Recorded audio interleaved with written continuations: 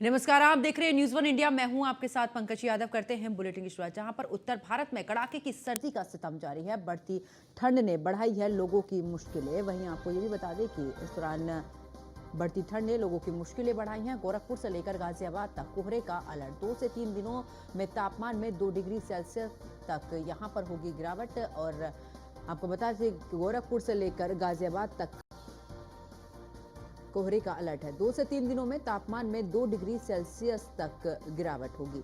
तो उत्तर भारत में कड़ाके की सर्दी का सितम जारी है और ऐसे में अब तापमान जो है वो गिरता ही जा रहा है। बढ़ती ठंड ने बढ़ाई है लोगों की मुश्किलें।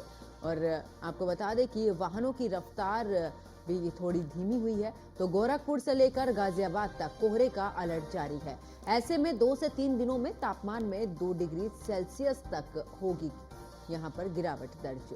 तो उत्तर भारत में कड़ाके की सर्दी का सितम जारी है। पहाड़ी क्षेत्रों में हो रही बर्फबारी की वजह से मैदानी क्षेत्रों में भी अब लगातार जो सर्दी है वो बढ़ती जा रही है।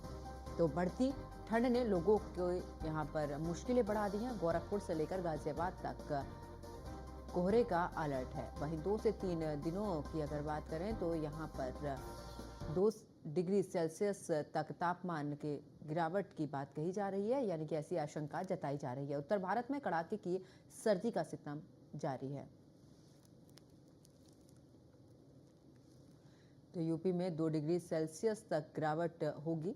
जहां पर आपको बता दें कि गोरखपुर से लेकर गाजियाबाद तक कोहरे का अलर्ट जारी कर दिया गया है।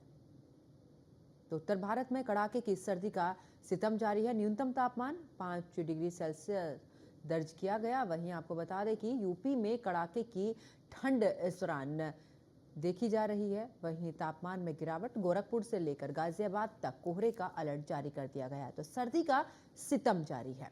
पश्चिमी विक्षोभ के चलते भी बढ़ेगी ठिठुरन, यानी कि आपको बता दें कि यूपी के तापमान की अगर बात करें तो 2 डिग्री सेल्सियस तक गिरावट होगी।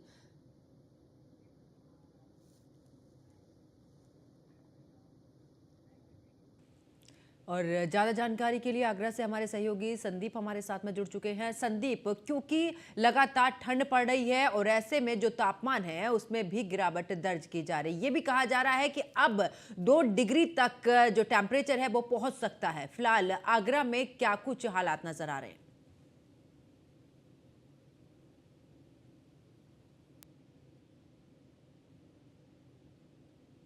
लोगों को पिछले 2 से 3 दिन से एहसास होना शुरू हो गया है। अगर इस समय की बात करें तो ठिठुरन वाली ठंड पड़ रही है। लोगों को भारी समस्याओं का सामना करना पड़ रहा है।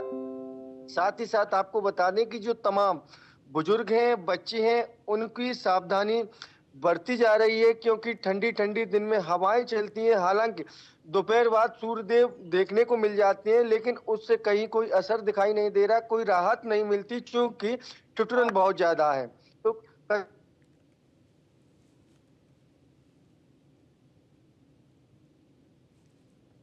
माहौल देखने को मिल रहा है। अगर कोहरे की बात करें तो कल एक पहला ऐसा फोग और कोहरा था कि जिसमें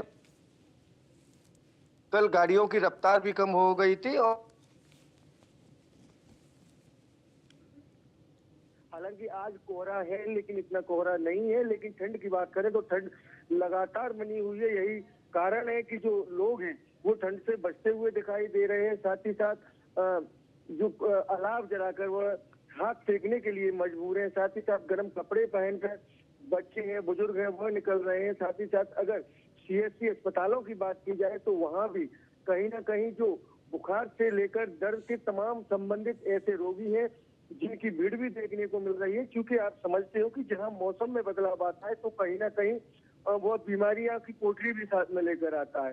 तो यह भी फीवर से लेकर तमाम घुटने के दर्द और ये समस्याएं ओपीडी में देखी जा रही हैं। अगर बुजुर्ग और बच्चों की बात करें तो डॉक्टर भी सलाह दे रहे हैं कि बच्चे और बुजुर्ग पूरे कपड़े पहनकर और गर्म कपड़े पहनकर रोड पर निकले।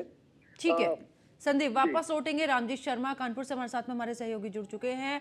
रामजी, अगर बात करें कानपुर की, क्योंकि गोरखपुर से लेकर गाजियाबाद तक कोहरे का अलर्ट तो जारी कर दिया गया है। ये भी कहा जा रहा है कि 2 से 3 दिन के अंदर अगर टेम्परेचर की बात करें तो गिरावट दर्ज की जाएगी। 2 डिग्री तक टेम्परेचर पहुंच सकता है, इससे भी कम पर जाने की संभावना जताई गई है मौसम विभाग की तरफ से। कानपुर की अगर बात करें, कानपुर में किस तरीके की स्थिति है और फिलहाल वहां पर प्रशासन ने क्या कुछ इंतजाम किए हुए हैं बढ़ती हुई ठंड को लेकर।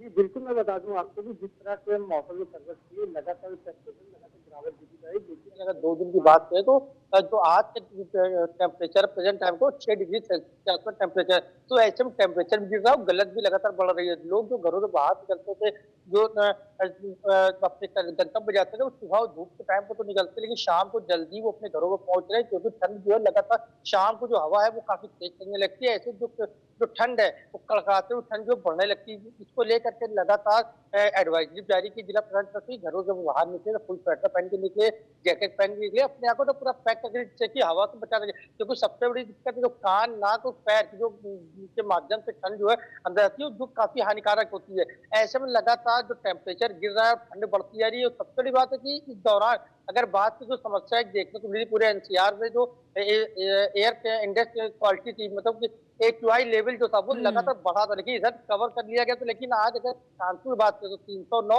AQI पहुंच गया। तो कहीं ना कहीं मौसम की वहां जो ठंड है वो तो पड़ रही है, लेकिन जो जहरीली हवा है वो भी कहीं ना कहीं लोगों के लिए हानिकारक साबित हो रही है। तो ठंड के साथ AQI लेवल भी लगातार बढ़ता जा रहा है, जो लोगों के लिए मुश्किल का सामना करना मुश्किल पैदा कर रही है। ऐसे में जिलाधिकारी कानपुर ने नगर निगम के अधिकारियों के साथ में, स्वास्थ्य विभाग के अधिकारियों के साथ में बैठक भी की थी। बैठक में सबको दिशा निर्देश दिए कि रैन बसेरों को स्वस्थ किया जाए, बेहतर किया जाए, जिससे कि जो लोग खुले आसमान के नीचे सोने के लिए मजबूर हैं, जो खुले आसमान से सोते हैं, उस ठंड की से उनको ठंड न लगे, ठंड से बचाव हो सके, इसको लेकर रैन बसेरों में सारी व्यवस्थाएं की है। कंबल भी पहुंचाए गए हैं, साथ ही लाइट की व्यवस्था, साथ ही अलाव की भी व्यवस्था रैन बसेरों में करने के आदेश हुए।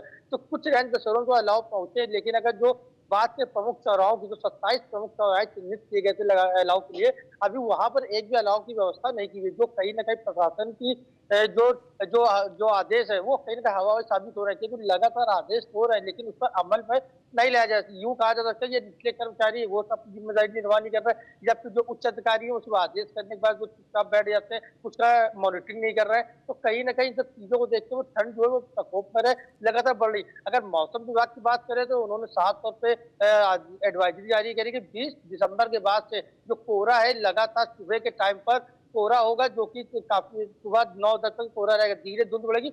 और जैसे जैसे समय बढ़ेगा 25 दिसंबर के बाद से कोहरा जो है ज्यादा दिखने लगेगा, जो कहीं ना कहीं जो विजिबिलिटी है वो भी कम होने के आसार जो है मौसम विभाग ने जताए हैं। तो इसको देखते हुए जिला प्रशासन फिलहाल सतर्क है और लगातार लोगों को जागरूक करने का भी काम कर रहा है।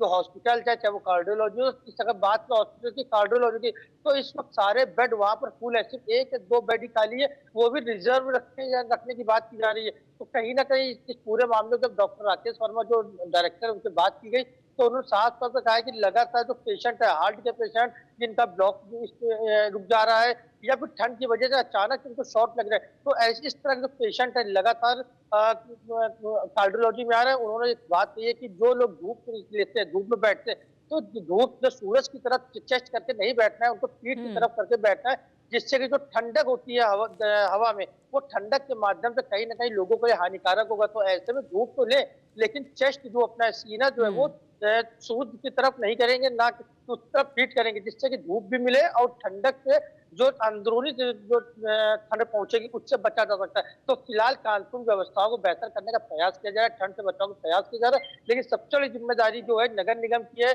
जो कि अलाव की व्यवस्था करनी, वो भी जिम्मेदारी शायद निर्वाह नहीं करना चाह रहे। यही कारण है कि लगातार लोग आज भी सड़कों पर सोने के मजबूर है, खुले आसमान से सोने के मजबूर हो रहे हैं। बिल्कुल राम, वापस लौटेंगे आपके पास में और गाजियाबाद से हमारे सहयोगी जितेंद्र हमारे साथ में जुड़ चुके हैं। जितेंद्र, गाजियाबाद की क्या स्थिति है? क्योंकि गोरखपुर से गाजियाबाद तक कोहरे का अलर्ट तो जारी कर दिया गया है, लेकिन ऐसे में देखा है कि सुबह से ही अगर बात करें तो कोहरा नजर आ रहा था और विजिबिलिटी भी काफी कम थी। ऐसे में वाहनों की रफ्तार तो कम हुई है, लेकिन प्रशासन की तरफ से गाजियाबाद में किस तरीके के इंतजाम नजर आ रहे हैं? जी बिल्कुल, देखिए अगर गाजियाबाद की बात करते हैं या फिर तमाम एनसीआर की बात करते हैं तो पिछले 3 दिन से लगातार इसी तरह का कोहरा बना हुआ है। कल की बात करते हैं तो कल भी विजिबिलिटी 0 के बराबर थी और वही हाल आज भी देखने को मिल रहा है। और टेम्परेचर की अगर बात करते हैं तो जहाँ दिन में 15 से 18 सेल्सियस रहता है तो वहीं धीरे धीरे रात होते होते और सुबह तक लगभग 4 से 5 सेल्सियस ये तापमान पहुंच जाता है, जिससे कहीं ना कहीं ठंड बहुत तेजी से बढ़ रही है। वहीं दूसरी ओर ठंड के साथ साथ इस बार प्रदूषण भी अपने चरम सीमा पर है। गाजियाबाद के कई ऐसे इलाके हैं जहां पर लगभग 400 के पार एक बार देखने को मिला है, जिससे ठंड और प्रदूषण का एक साथ कहर देखने को मिला है, जिसके चलते गाजियाबाद डीएम ने कक्षा नर्सरी से लेकर 5 तक के तमाम स्कूल के जो बच्चे हैं उनके लिए एक आदेश जारी किया और उसमें कहा गया है कि जो भी बच्चे हैं वो ऑनलाइन क्लासेस ले सकते हैं, क्योंकि एक तरफ ठंड, दूसरी ओर प्रदूषण जो है वो बच्चों की सेहत के लिए सेहत खराब कर सकता है और जिसका असर हमें देखने को भी मिला है। अगर इसके अलावा अगर हम बात करते हैं गाजियाबाद के तमाम जिला अस्पतालों में या फिर सरकारी अस्पतालों की, तो वहां पर भी देखने को मिल रहा है कि मरीजों की संख्या एकदम तेजी से बढ़ी है। इसमें ईएनटी मरीज बहुत ज्यादा बढ़े हैं, जिसमें चाहे आपके सांस से संबंधित मरीज हो या नाक कान गले से बीमारियों से संबंधित मरीज हो, जिससे ठंड लगने से जो तबीयत खराब होती है वो भी देखने को मिले। और गाजियाबाद में लगातार इस तरह के हालात देखे जा रहे हैं। और अगर आगे दिनों की बात करते हैं तो बताया जा रहा है 8 से 10 दिन बाद ठंड के साथ साथ बारिश भी हो सकती है। और अगर ऐसे में बारिश होती है तो कहीं ना कहीं तापमान लगातार दिन के समय में भी 5 से 10 सेल्सियस के बीच रहेगा, जो कि बेहद ज्यादा खतरनाक रहेगा। इसके अलावा गाजियाबाद में अगर रेन बसेरों की बात करते हैं तो गाजियाबाद में अलग अलग 5 जोनों के हिसाब से रेन बसेरे बनाए गए हैं, जिसमें अस्थायी रेन बसेरे के साथ साथ स्थायी रेन बसेरे भी हैं। लेकिन गाजियाबाद रेलवे स्टेशन की तस्वीर थोड़ी सी अलग है। वहां पर जो रेन बसेरे बनाए गए हैं जिसमें तमाम यात्री या फिर ऐसे लोग जो बेघर हैं, जिनके पास कोई आश्रय नहीं है, वो वहां पर आके रुक सकते हैं। लेकिन उनकी व्यवस्था ना के बराबर की गई है, क्योंकि वहां पर किसी भी तरह का दिशा चित्र नहीं लगाया गया है, जिसके चलते लोगों को वहां तक पहुंचने में बड़ी दिक्कतों का सामना करना पड़ता है, जिसके चलते ठंडे फर्श पर और खुले आसमान पर उनको रहना पड़ रहा है। कुछ इस तरह के हालात जिला गाजियाबाद के देखने को मिल रहे हैं। जी बिल्कुल, वापस लौटेंगे आपके पास में जितेंद्र, और संदीप हमारे साथ में आगरा से बने हुए हैं। संदीप, हमने गाजियाबाद की स्थिति जानी कि आखिरकार रैन बसेरे बनाए जा रहे हैं, वहां पर क्या कुछ इंतजाम है, लेकिन अगर आगरा की बात करें, आगरा में प्रशासन ने क्या कुछ इंतजाम किए हुए हैं? क्योंकि अलाव से लेकर चाहे वहां पर कंबल की व्यवस्था हो, पानी की व्यवस्था हो, पूरी व्यवस्था को लेकर समय समय पर निर्देश भी दिए गए हैं, लेकिन बावजूद उसके अब ठंड बढ़ चुकी है। अगर इस समय पर भी व्यवस्था ठीक नहीं है तो आखिरकार प्रशासन क्या कुछ व्यवस्था कर रहा है? फिलहाल आगरा में क्या कुछ नजर आ रहा है? देखिए, बिल्कुल आपको बता दें कि जो प्रदेश के सीएम है वो लगातार अधिकारियों को निर्देशित कर रहे हैं। और आगरा की बात करें तो आगरा में नगर निगम द्वारा जो तमाम रेन बसेरे हैं उनको बनाया गया है। साथ ही साथ देहात क्षेत्र है वहाँ भी नगर पालिकाओं को हैंडओवर ये कार्य दिया गया है और उनके द्वारा भी रेन बसेरों को बनाया गया है। लेकिन अगर धरातल की बात करें तो वहाँ पर सुविधाओं के नाम पर अतिथि दिखाई दे रही है, वहाँ पर व्यवस्थाएं नहीं है। आगरा की बात करें तो आगरा में तमाम जो बंदर हैं वो वहाँ आतंक मचाए हुए हैं। रेन बसेरों में कोई भी पूरी तरह से व्यवस्था नहीं है। लोग जो असहाय लोग हैं, जिनको रात काटने के लिए उनके ऊपर छत नहीं है, उनको सहारा देने के लिए रेन बसेरे बनाए गए।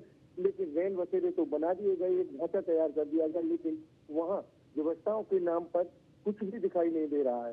तो कहीं ना कहीं प्रशासन की एक बड़ी लापरवाही है कि जो बेसहारा लोगों को रात में छत देने के लिए उत्तर प्रदेश के मुख्यमंत्री योगी आदित्यनाथ ने दिशा निर्देश दिए हैं, लेकिन कहीं ना कहीं जो जिम्मेदार अधिकारी हैं वह पूरे मुख्यमंत्री के जो आदेश हैं उनको पलीता लगाते हुए दिखाई दे रहे हैं। अगर देहात की बात करें तो देहात में तमाम ऐसी जगह हैं जहाँ पर शेल्टर होम बनाए हुए हैं, लेकिन वहाँ पर किसी भी प्रकार की कोई व्यवस्थाएं नहीं है। क्या बेड टाइप की जो तख्त लकड़ी के हैं वो डाल दिए गए हैं, लेकिन वहाँ ना रजाई है, ना गद्दे है, ना ही वहाँ पर अच्छी व्यवस्थाएं हैं। तो कहीं ना कहीं यह सब लापरवाही देखने को मिली। हालांकि पूरे मामले पर जो तमाम एसडीएम और जो अधिकारी हैं उनके द्वारा निरीक्षण भी किया जा रहा है। तो कहीं ना कहीं आने समय में ये व्यवस्थाएं सुधरेगी और कहीं ना कहीं ऐसे लोगों पर एक्शन भी लिया जाएगा।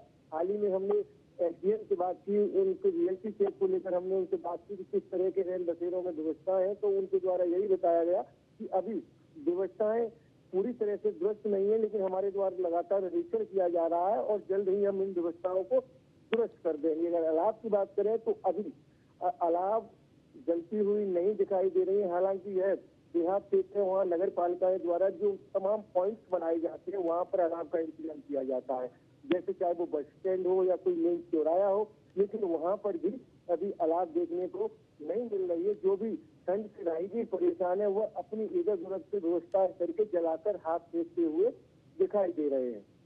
बिल्कुल संदीप, वापस लौटेंगे और राम जी कानपुर से हमारे साथ में जुड़े हैं। राम, अगर क्योंकि जिस तरीके से जानकारी दे रहे थे संदीप भी आगरा में कि व्यवस्थाएं करने के निर्देश भी दिए जाते हैं, निरीक्षण भी होता है, लेकिन समुचित व्यवस्थाएं वहां पर नजर नहीं आ रही हैं, ना वहां पर कंबल नजर आ रहे हैं, ना वहां पर जो लोग जाएंगे उनके लिए कोई भी व्यवस्था नहीं है।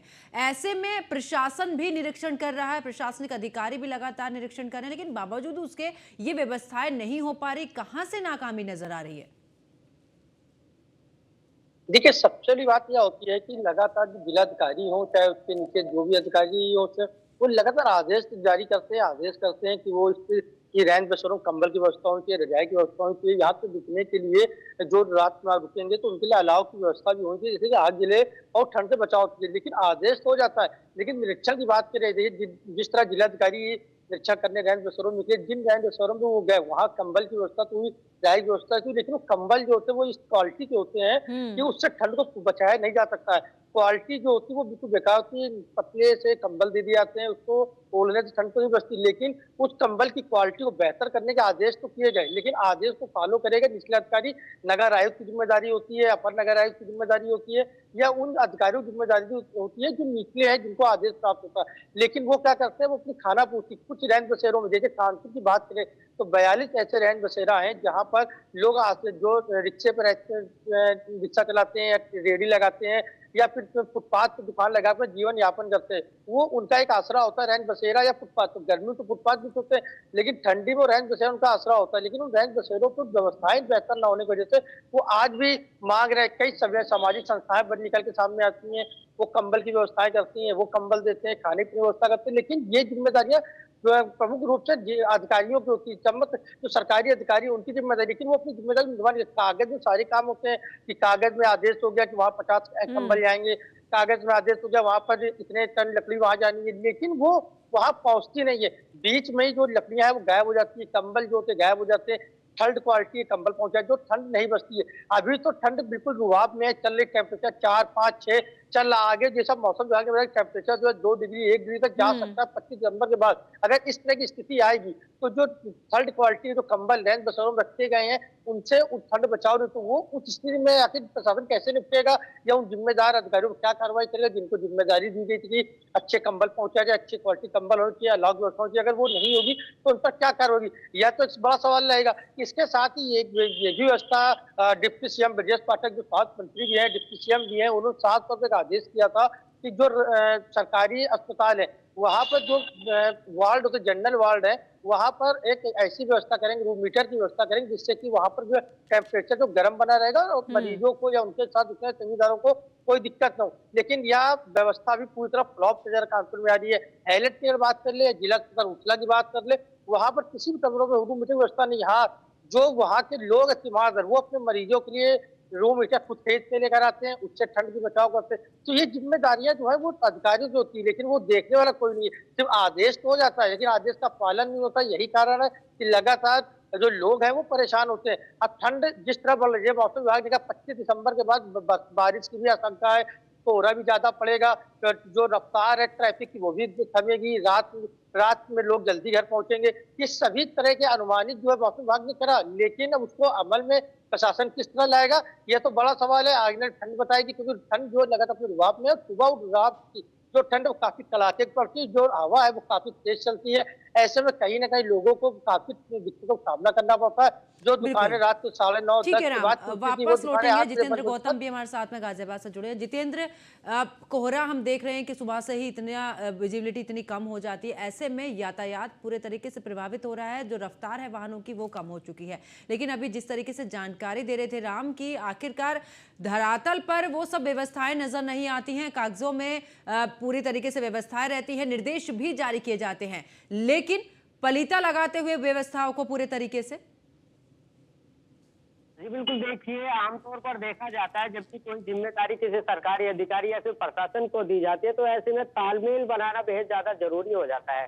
जैसे कि हमने कल रात के एक रियलिटी चेक में देखा कि गाजियाबाद का जो एमएमजी अस्पताल है वहां पर भी एक रेड बसेरा बनाया गया है, लेकिन रात के 1 बजे उस पर ताला लटका था। अब ऐसे में सबसे बड़ा सवाल यही है कि रेन बसेरे का उपयोग सर्द रातों में होता है, उस समय होता है जब ठंड इतनी बढ़ जाती है कि वो आपकी हड्डियों तक को गला सकती है।